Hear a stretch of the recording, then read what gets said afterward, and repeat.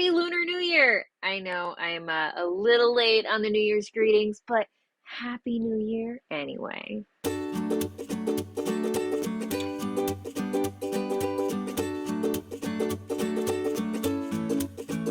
Welcome back, everyone. My name is Laura. Among other things, I really like cross stitch, and that's why we're here today. Based on my past videos, it seems like you guys like when I'm super high energy, and guess who forgot to caffeinate today? We'll see how well I can do regardless. The first thing I wanted to share with you guys is this fabulous drawing my friend Josh made me. He unfortunately tore his ACL a couple months ago and has been mostly sitting down for the past couple of months. He's thankfully had surgery, and it sounds like his recovery process is going well. But one of the things he's been doing to keep the time is drawing, and I got to benefit from this lovely tarsier he made me.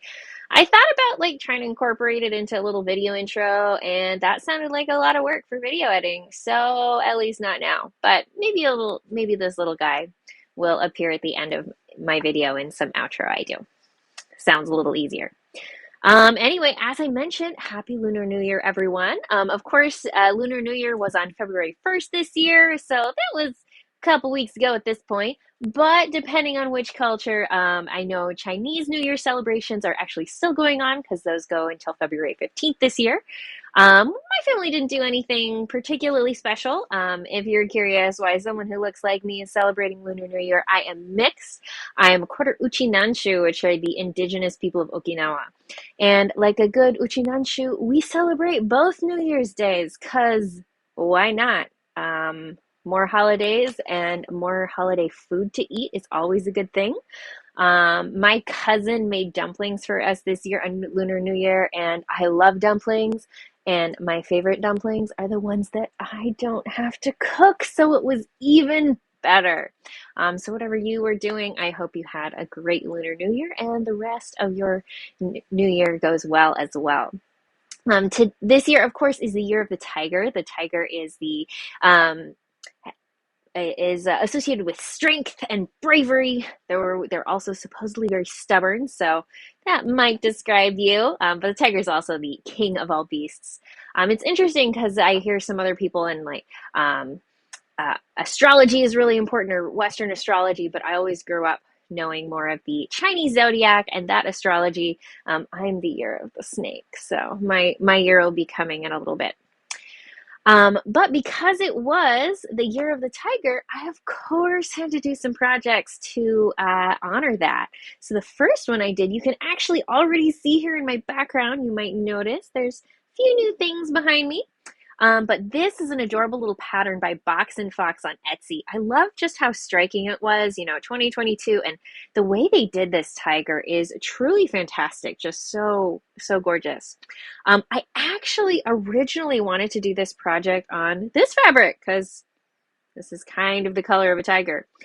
This, however, is 20 count linen, and it is so gorgeous, but it is linen, and so linen has a slightly the different threads are a little bit uneven, and because 20 count is a little bit larger, like the range and the size of the threads is a little bit much. It's also a particularly soft weave, so the finished product would have been so nice, but I was not able to find something that worked for me on this fabric in the time scale I needed. I originally tried doing 1/1 using 12 weight sulky, and that just wasn't quite enough coverage. So I asked some advice from some of you, my friends on Instagram, and I think next time I try to use this fabric, I will do 2/1 with DMC. But now I'm not entirely sure what project to make with this. So you can see this is pretty small. I think this is a 9x13 piece, again 20 count. So if you have any fun project ideas that are small, I would love to try them out on this one. So yeah, looking forward to your advice there. But going back to this pillow, so I ended up on 36 count linen, of course 2/2 here, and you might be able to see it. It's sparkly opalescent fabric from Extrude Design. Unfortunately, I didn't have anything like quite as tiger colored, but I still think this shows off the stitching nicely. And I added some designs on the back here to my pillow. So you notice in the corner first I have a little Daruma, and you'll notice this guy has just one eye. So Daruma, I actually have a bigger one right here. So with these guys, you actually, when you buy them, they don't have their eyes filled in, and you fill in one eye when you set a goal. I frequently hear this described as when you make a wish, but I don't think it's really what we mean wish in English. It's more like you decide that I'm going to work towards something. So I think goal is a slightly better translation. And then, of course, when you meet your goal, you get to fill in the other eye. So, of course, this one is for an accomplishment I have already made that I keep there. Like to remind myself. But I like to use this image of the Daruma with just one eye to remind me to keep working towards my goals. I also wrote myself a little message on the back. This was inspired by one of my friends who, rather than setting New Year's resolutions, he likes to choose a theme for the year. And I really like that idea because I don't know, I'm not quite sure, like, what is there a few resolutions that I want to dedicate my entire year to? Do I have to plan out my entire year that far in advance? For whatever reason, it just wasn't quite working for me. But I really like this idea of themes because that's something I can continue to return to. So I wrote on the back here, or stitched on the back, as this year roars, because it's the year of the tiger. This year is roaring, obviously. I will be fierce and responsible. Fierce, also, again, it's the year of the tiger. Responsible, though, not that I'm not responsible, but about a year ago, I finally finished grad school. It felt like I was there forever. In many ways, I feel like I don't know how to be an adult that's not also a student. And I'm still caught in a lot of habits or like trying to be as frugal as possible because, I was a starving student for so long. So this month, I finally started some recurring monthly donations. So I am now a patron of two different Patreons. My friend, Great Armstrong, is a fantastic educator on anti-racism, but also blues, history, and culture. So I subscribe to his Patreon.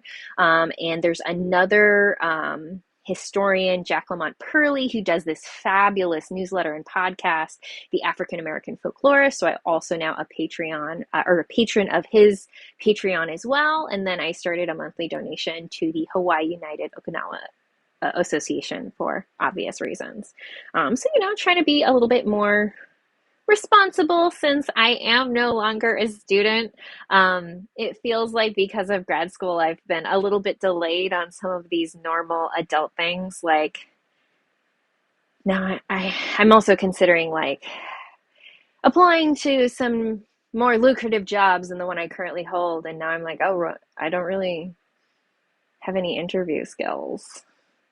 So hopefully all of my presentation skills from grad school transfer over. It's gonna be fun, right? Yeah.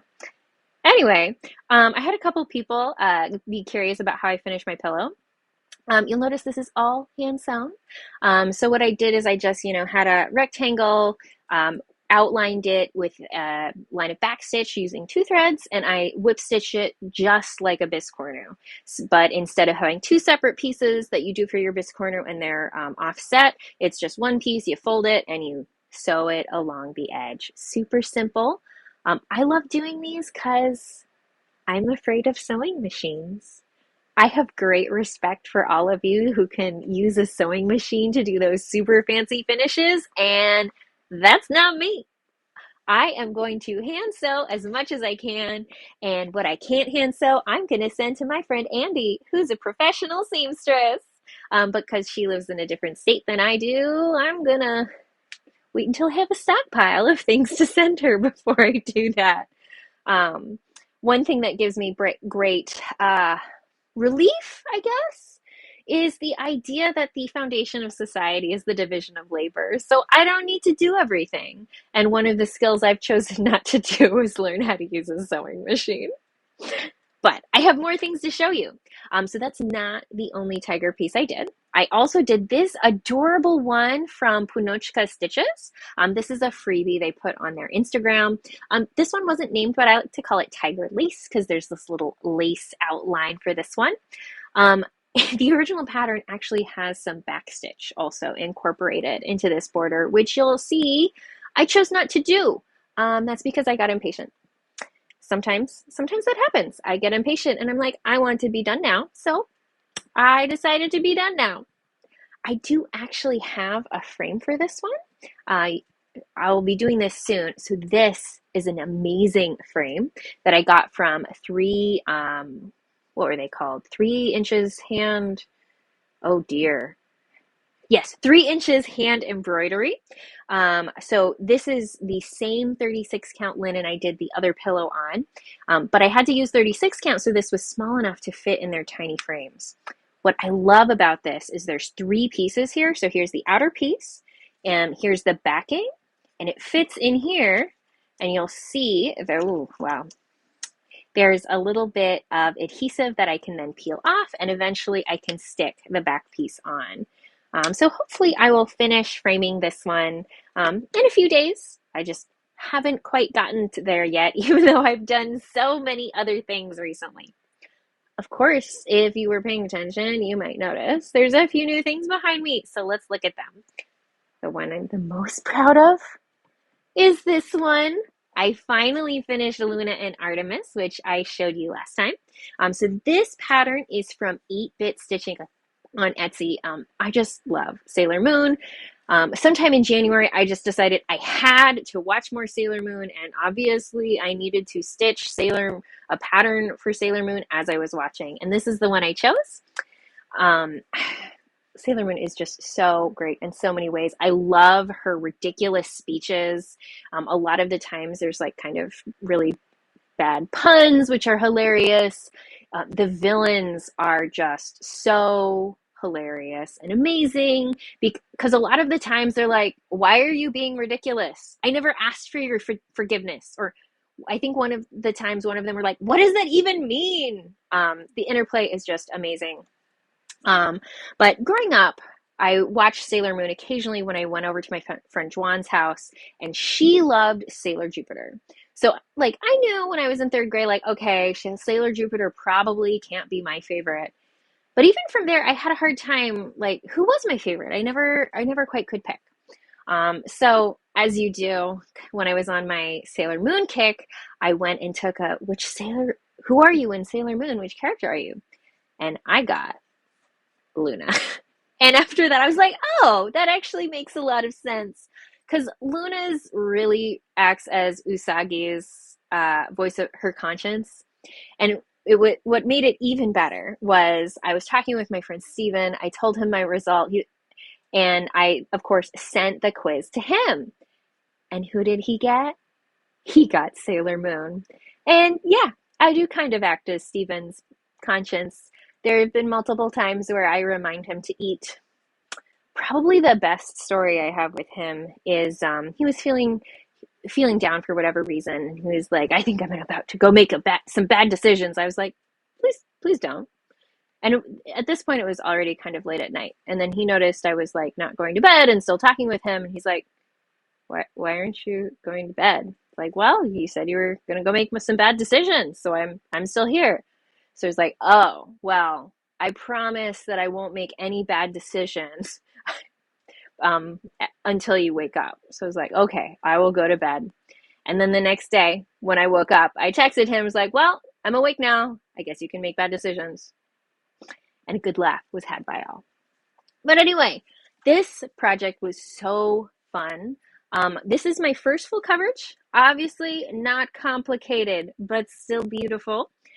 You might be able to tell there's some diagonal lines in Artemis here. I had a hard time getting there not to be lines from different chunks, but I very specifically stitched in diagonal chunks. So I don't think it looks terrible. It looks planned, regular-ish. I will try different strategies to make sure there's no obvious chunks like that in the future though. Though using Pattern Keeper, I did have my very first day where I stitched 1,000 stitches in a day. We didn't have school for some reason on one day, so I just sat down and got a bunch of stitching in. And of course, this frame. I have to show you this frame. I love it so much. This is another frame from 3 Inches Hand Embroidery, and this is the reason I bought from them. Because you'll look. on the back. It's totally enclosed. It screws all in, so if I wanted, I could take it apart and reframe it. They have a couple different options for wood stain. This is the ebony stain.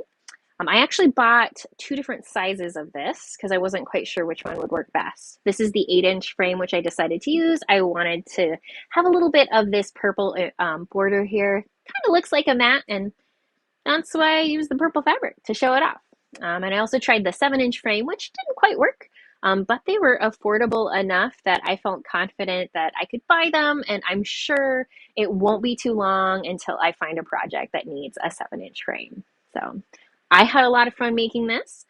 If you're curious, I put a lot of my process photos on Instagram so you can see all about my framing, my musings while I stitch different chunks there.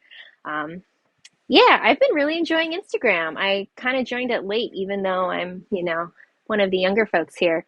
But yeah, it's pretty cool.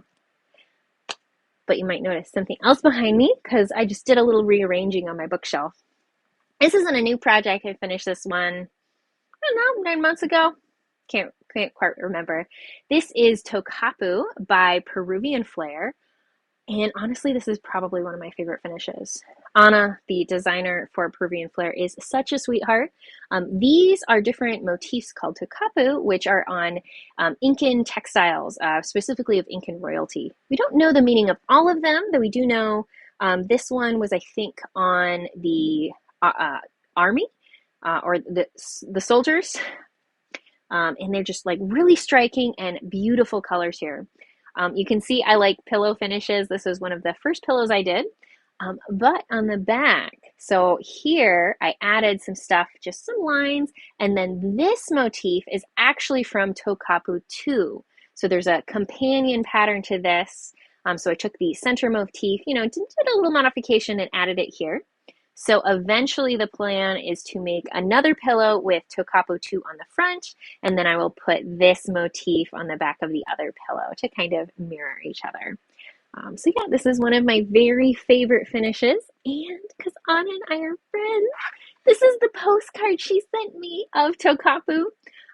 Probably because I was a little over enthusiastic and probably shared a few too many process photos when I was stitching that.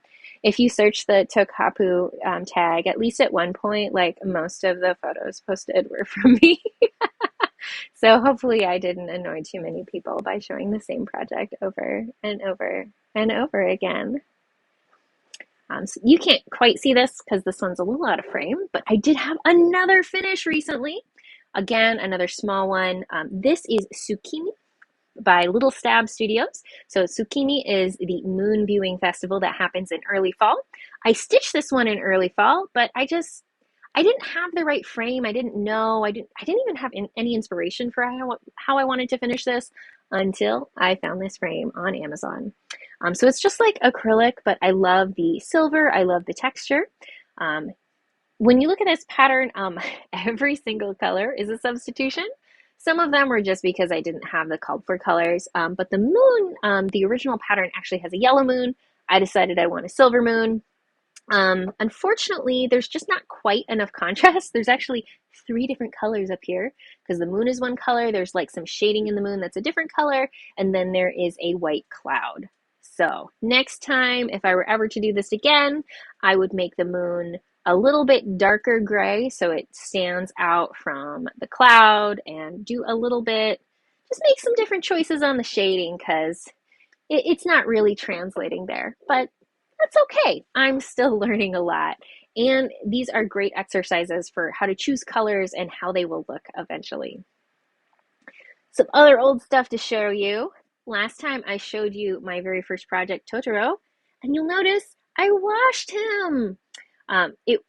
So one thing that's been interesting, because I'm such a new stitcher, but I have this access to Flosstube, is I've been hearing so many stitchers like, oh, I really wish I had my first project. So I'm like, oh, yes, okay, I still have it. I will keep it. So I washed them, I ironed them, so I will be keeping this one nice and in nice, good condition. I don't have any immediate plans to frame or to display this one, so he's probably just gonna go back into my project roll. but at least he's clean and he's in good condition in case I ever want to bring him out and show him to anybody in the future. Also, a couple months ago, I stitched this one. This is, oh, what was your name again? Oh, yes, this is a pine marten from Lucy Heaton. It was a collaboration between Lucy Heaton and an environmental agency back from the brink. So, highlighting, I believe, 5 different species who are endangered in the UK. So, pine martens are doing pretty well in Eurasia, like the big continent, but in the UK specifically, they were having really problems specifically with habitat loss, so their population wasn't doing too well. One of my favorite YouTubers, Linfamy, is reading a wuxia story, and it featured a little marten in it. Unfortunately, the marten has now died. It was very sad. But that's why I chose to stitch him. The marten's name was Lightning, hence the sparkly silver fabric. I did choose to stitch Lightning before he died in the story, and I didn't intend for this to be a memorial piece, but I guess it is now. But anyway, I was wondering if anyone had any like ideas or inspiration for how to finish it. It's like, should I just do another frame? He's about 2-ish inches high and across, so would fit nicely in a 3-inch frame, but quite sure which color I like best. I found some white and black frames that are all 3 inches square. So if you have an opinion which one would look better, I would love to hear it. As you can see, I'm kind of on a little bit of a mission to make sure that I deal with this stack. What I've been doing is I've been piling stuff on my ironing board, and I realized the stack was just getting a little unreasonable. So I'm trying to make sure I address it and go through and like either put stuff away or actually fully finish them so I can reclaim my ironing board in my life. Another fun thing that I forgot to show you, this was a birthday present to myself. I found the most perfect tarsier needle minder. You'll notice this one is actually quite large. It was much larger than I was expecting, but I actually love it. I've stopped putting needle minders on my project because I find the weight makes the fabric sag, and then you get this one dip where it's like bigger, and let's not do that. So I tend to put this on my table, so having the larger needle minder makes it easier that it will stay in one place and I can see where my needle is. So I love my little tarsier needle minder. Another thing I've started doing is I have started an orb jar. So this is just a jar that was something else in the past. I've forgotten what it used to be because I pulled off the label. But I've regretted my life decision. You might be able to see there's just so much adhesive on this jar. And I've been avoiding taking it off because I don't enjoy that. But it's sticky, and now it's covered in cat fur because my cat's gotten too close to it. So eventually I'm going to need to clean this jar. But I decided to do this because I saw a friend, I think it was Sio Stitches, my friend Jess on Instagram, filled a little pin cushion with leftover orts. So I wanted to do that. I'm a little bit of a thread waster, which is okay. I've kind of reconciled myself to that. But this allows me to feel like it's less of a bad thing to be a thread waster because eventually this will be stuffing for something. My current goal is to get enough thread that I can stuff a biscornu. So once I think I have enough filling, I have a couple of biscornu patterns and I will choose one and I will stitch it and share it with you all. You might notice theme, I have a lot of smalls. And here's another one. I can't even remember why. There was like, I had a big project, but I didn't have the supplies. So obviously I had to start something else. And I picked up this one, which I had kitted up a while back. So this is the Dragon Haku from Spirited Away. I am a big Studio Ghibli fan. And I just love this pattern where Haku is in a heart, which is so appropriate if you have seen the movie. I did recolor this. The pattern designer had used slightly different colors, but I wanted to choose ones which I thought were a little bit more movie accurate. But also I just love this fabric. It's 32 count opalescent fabric from Extruded Design in Lavender Field, because you know Haku has this lavender belly. Um, Another fun thing is the pattern also had like a thick black backstitch around the entire thing, which it didn't quite fit. So I modified the backstitching. So I really only backstitched around his fur, but I used the darkest color in his fur rather than black. And I added horns for him because in the movie Haku has horns, but the pattern did not include that. I had to redo one of them a couple times, but the first one I did on the first try. I think that looks amazing. I had a fun time making the base look wider because I went over that a couple more times. So very proud of that. Also, he has these two little adorable French knots for eyes. Again, I had to redo those a couple of times, but eventually I got a couple French knots which look fabulous and are honestly pretty darn even. So I'm proud of this. You'll notice Haku is pretty small. Been thinking about how I want to finish him, and I think I want to put him on front of a keepsake box. I've been kind of debating with myself because I actually have a lot of boxes, a lot of small boxes everywhere. So do I really need more boxes? But I think it means I like boxes. So that's okay. I might just have more boxes in my life.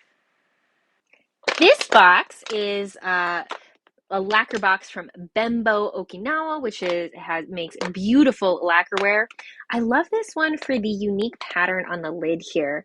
I haven't found another box with quite this type of pattern. You'll find a lot of them are more obviously floral, and you know this is plant-like, but there's definitely some geometric nature going on here, and I love the repeating pattern. In here, you can see I have a lot of my everyday makeup items. So this is on my bathroom counter. And whenever I need to, make just my normal face, this is what I'll open up and look what's in here.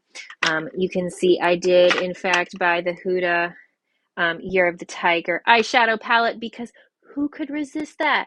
Also, the colors are, kind of good. I like it a lot. This box is also by Bembo Okinawa, another lacquer box. You can see I like lacquer boxes, and I do have a tendency to buy traditional cultural products from Okinawa. On top here is a gorgeous shisa. The shisa is the Okinawan version of Fu Lions, which you of course see in many other Asian cultures.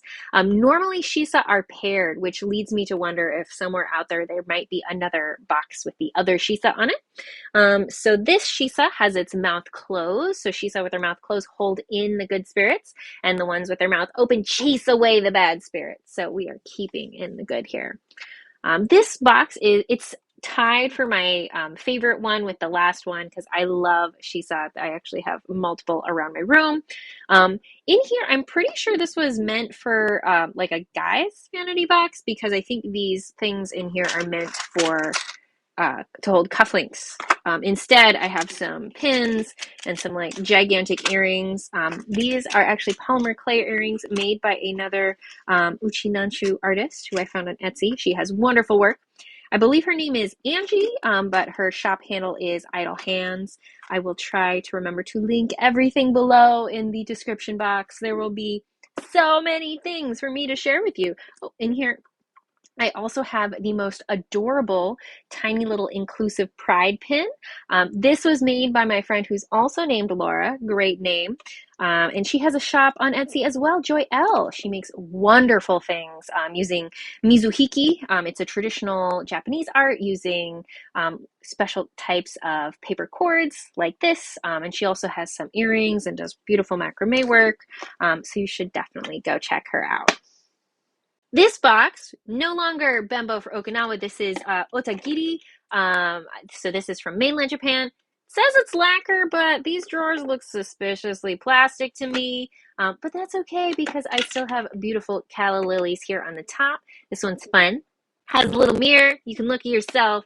And again, I keep more of my makeup in here. So this one is again on my bathroom counter every morning. This box is a 3-tier jubako or Japanese lunchbox. So again, from mainland Japan, has this most gorgeous flowers on the top. So you can see some chrysanthemums, Not actually entirely sure what all of these flowers are. I'm not the greatest at flower identification. But here I have several of my sewing accessories. So, oh, all of my like thread keepers in the top. I have a lot. I've yeah, started a collection. Then here is my sharp things layer. So I have scissors and pins, and I don't even know what's over here. Oh, random buttons, ribbon, clips, stuff.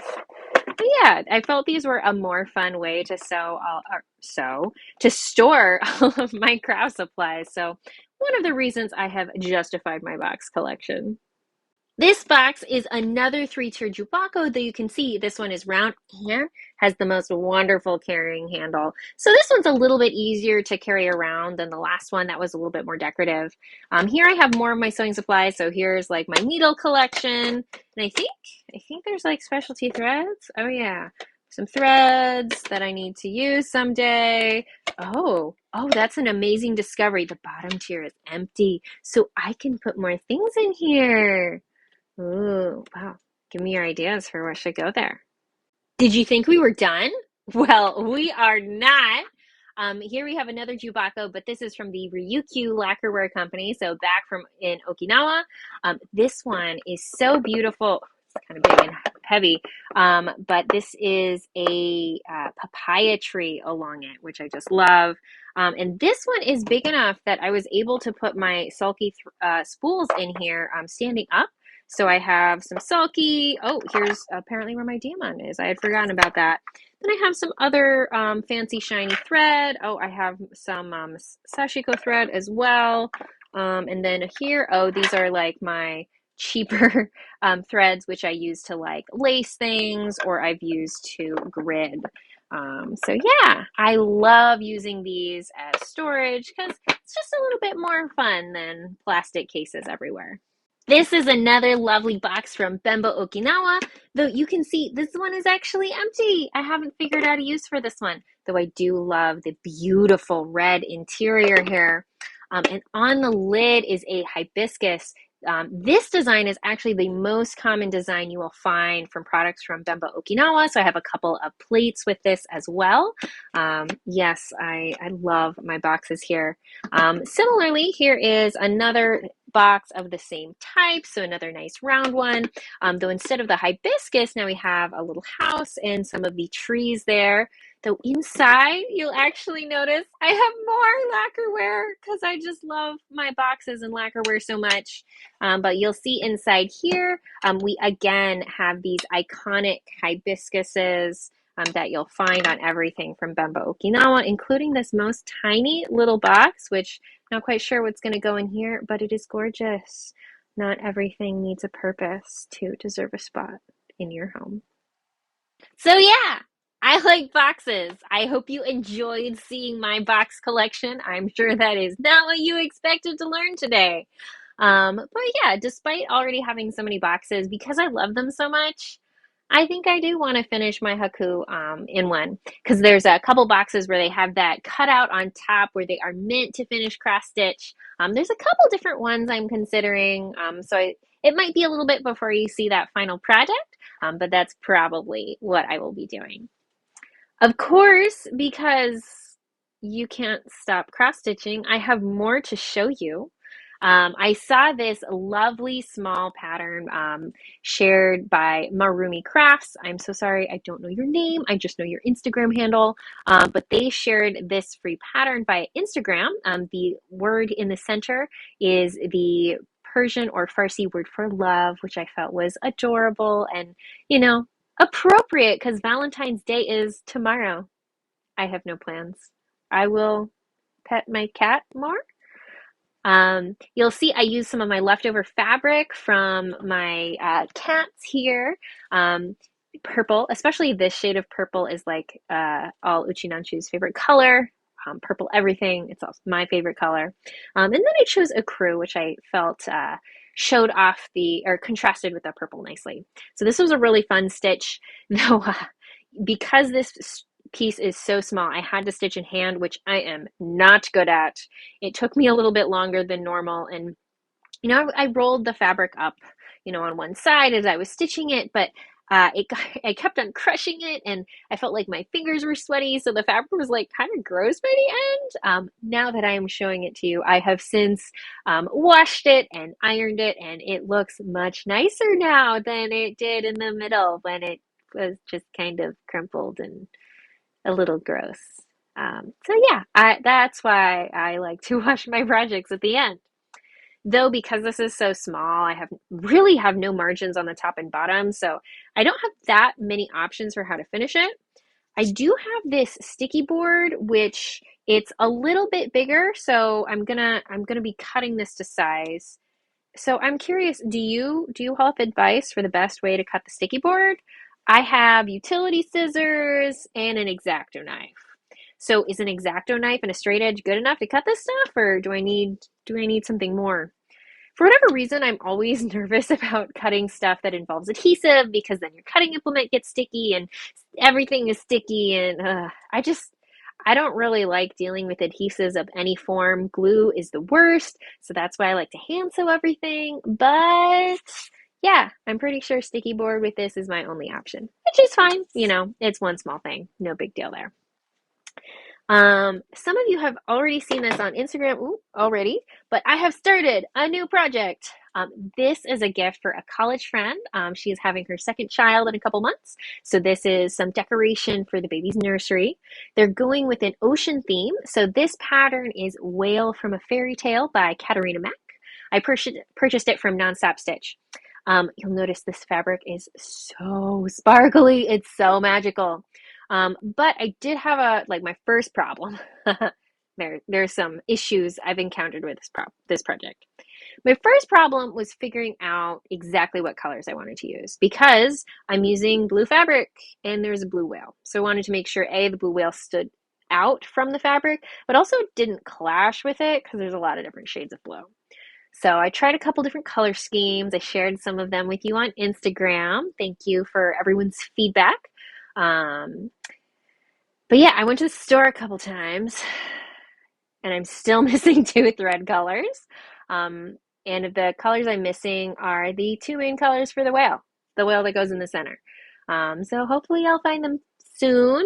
But if you want to see the mock-up of the pattern, I did actually completely rechart this in Max Stitch so I could try out some different color schemes. It's weird, but sometimes that does actually just feel easier for me to rechart patterns and try everything out because that means I can export them the way they want so they work perfectly with Pattern Keeper. I get to experiment, make any minor changes. I did change the pattern in here to add the F because that's the initial of whoever this new child will be. Then it just felt easier. I think I like knowing that the result is going to be what I want it to be and that I can see it in advance and that I am willing to do the extra work to rechart a pattern for that confidence, even though it is extra work. But hey, I like precision. So, one struggle was just choosing the colors. The other struggle is the fabric itself. Oh my goodness. This is 28 count. You saw I just stitched on 36 count. I've even stitched on 37 count. I've also stitched on darker fabrics. I've done black work on 32 count black linen, and this fabric was by far the most difficult fabric I have ever stitched on.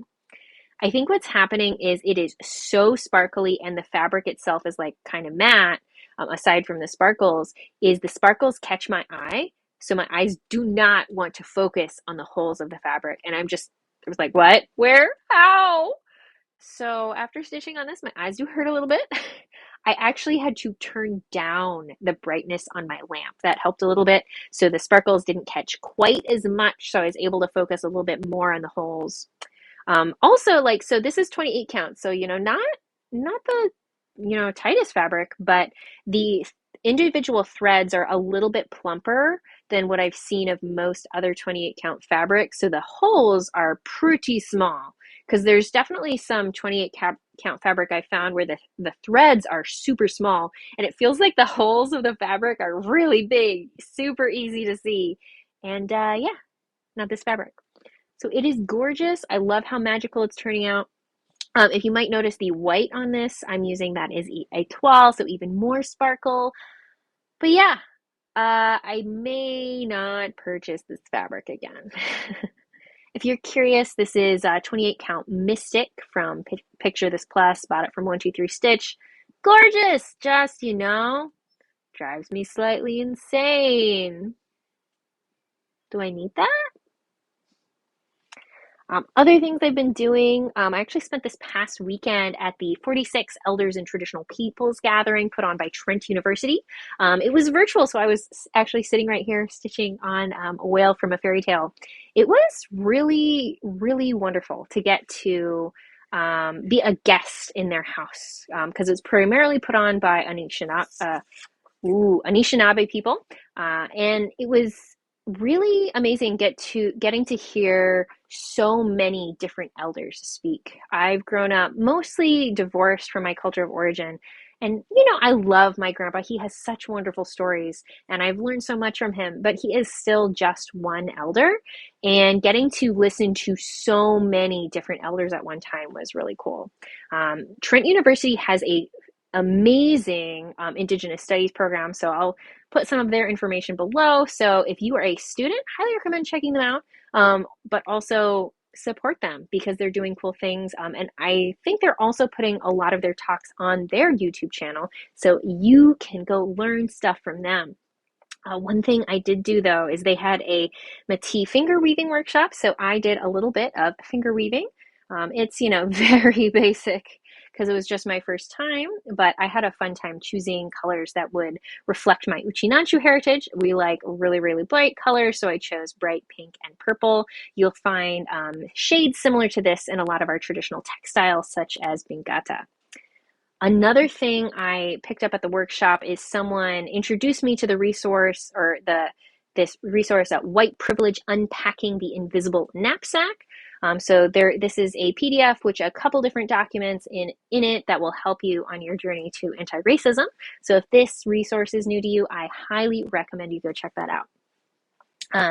Of course, it is Black History Month, so it's helpful to recognize that and talk about it a little bit.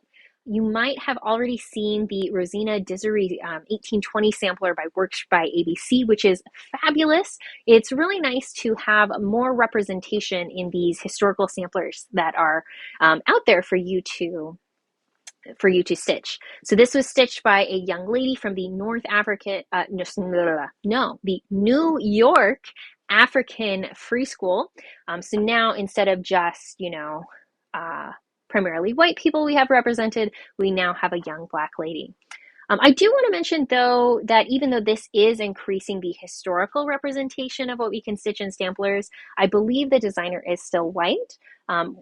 So I will probably not be stitching this because also I'm not really into historical samplers.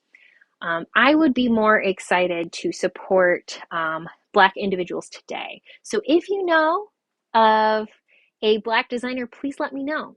I have found several POC designers. I spend way too much time on Etsy. But again, I'm more excited about supporting designers who come from groups that are traditionally marginalized. Some of my favorite POC designers are Ana Aguayo from Peruvian Flair. As you can see here, I have several more of her patterns in my queue. I really like that she is spending the time to research about her own culture and share it with us so we can learn more.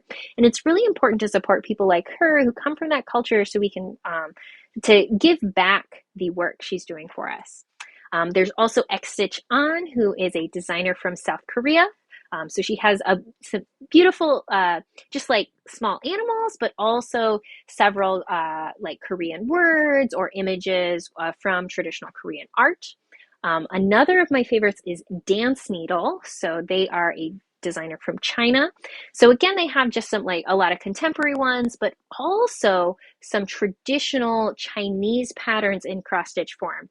I've already purchased a couple of their patterns and I have them in my queue, but there's so many things to stitch. It might be a while before you see them. I also wanted to give a special mention to Stitchy Princess. This is a designer from Ukraine. So depending on how you define POC, that's a whole issue, but Ukraine's history has not been super great, and they have some current issues which are not Fun right now, right? Being in the Ukraine is particularly stressful, and I've seen her make a lot of really interesting posts on social media, and it. I enjoy getting to learn about just people's lived experiences in different parts of the world right now. So she has many wonderful patterns based on traditional Ukrainian art. So I highly recommend you support her as well. You can also just support shops that are Black owned. So some other ideas for people to support are Ymir, who dyes beautiful, beautiful silks. Um, Part of my problem though is like I look at the hand dyed silks and I'm like, there's too many and I can't buy all of them. So which ones? I have not yet dived into silks or fancy floss because I've just been a little bit intimidated with where to start. So I would love to hear your advice on like what colors would you buy first and how, how do you decide that? Another great person to support is Denise from Black Ribbon Shop. So she has Black Ribbon Shop on Etsy. Right now, she has really adorable stitch markers that you can use for crochet or knitting.